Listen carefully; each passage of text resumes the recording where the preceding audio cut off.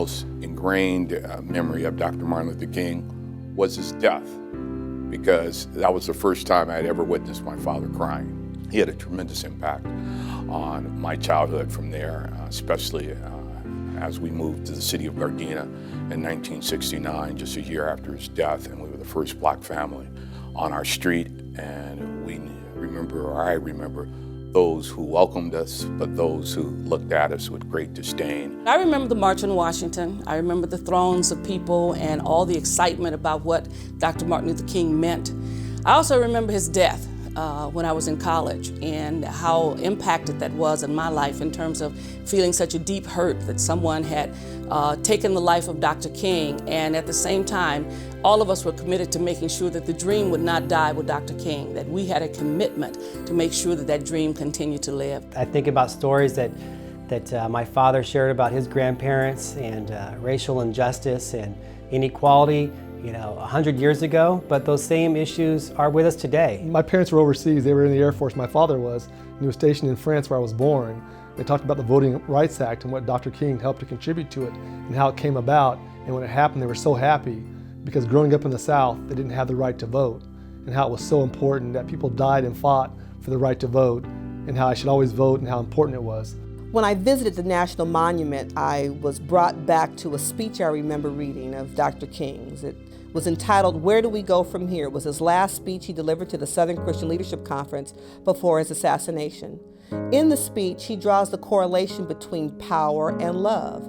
And what he says is what's needed is the realization that power without love is reckless and abusive, and love without power is sentimental and anemic. Power at its best, Dr. King says, is love implementing the demands of justice, and justice at its best is power correcting everything that stands against love.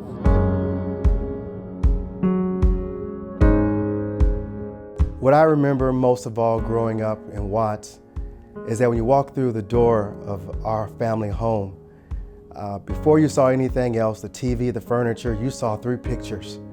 And it was significant not only in my home, but it was represented in other people's homes.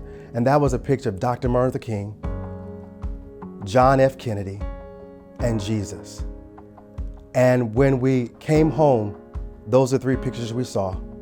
When we left the home, those are the 3 pictures we saw. I'm too young to have any stories about Dr. King, but my grandmother attended the March on Washington. She wouldn't share stories that often about it, but when she did, it would get really quiet in the room with her because you knew that she was recalling something that was incredibly important to all of us, whether we had been there or not. My uncles won the Little Rock Nine, the 9 kids integrated Central High School in 1957. I was always told about their struggles and the struggles of our people. But more important, my family told us about their relationship with Dr. Martin Luther King. And from that day, my family has been an integral part in the civil rights movement, and I've been someone who has to be a part of the civil rights movement because that is not only part of my legacy, but it's what I have to give back, and it's because of Martin Luther King. My memory of Dr. King is more about my mother.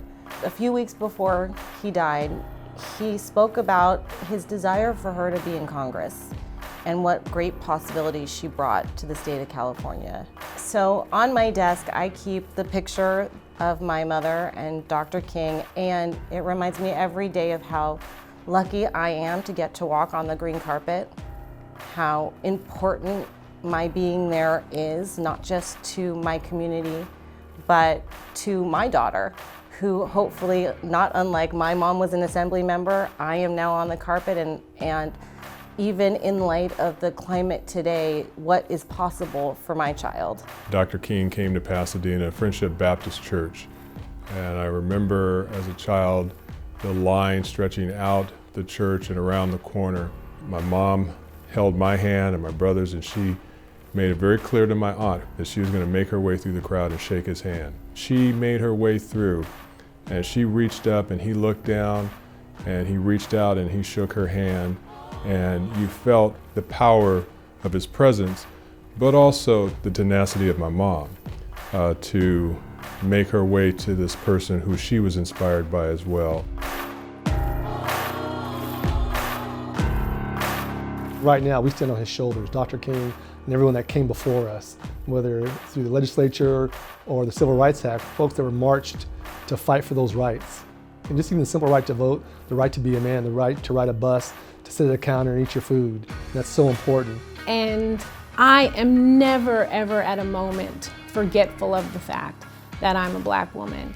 And I am never, ever forgetful of the fact that someone came before me and died so that I would have a right to find and use my courage. I've always marveled at his ability to influence people with ideas and with the power of a good thought and a way to move humanity to another level. His legacy is rich and it's inclusive. And it's a legacy that will continue to live on. If I can just help somebody along the way, then my living here would not be in vain. I think about so many people in our country, in our state of California, that, but for Dr. King and people in his generation, we wouldn't have the same opportunities. And granted, there's a long way to go. You see the racial inequality and injustice every day here in our great state, from employment to the prison system to our schools. We have a long way to go. We really need to remember that, because it's a lot of good people being silent on what is happening in America right now as it relates to race, as it relates to gender, as it relates to religion. And I would never, ever, ever spoil the legacy of Dr. King by not standing up for civil rights and ensure that we stand up for other people. I think of how hard it was for Dr. King and members of the civil rights movement. And so even though my journey may be hard, the things that I look at are difficult, but the reality is it's much easier than Dr. King, and that motivates me to realize that I'm just really doing something small in comparison to what he did, and I should have the courage to do that. I am also constantly reminded that the dream, it was not just for me. It was not just for an African-American little girl.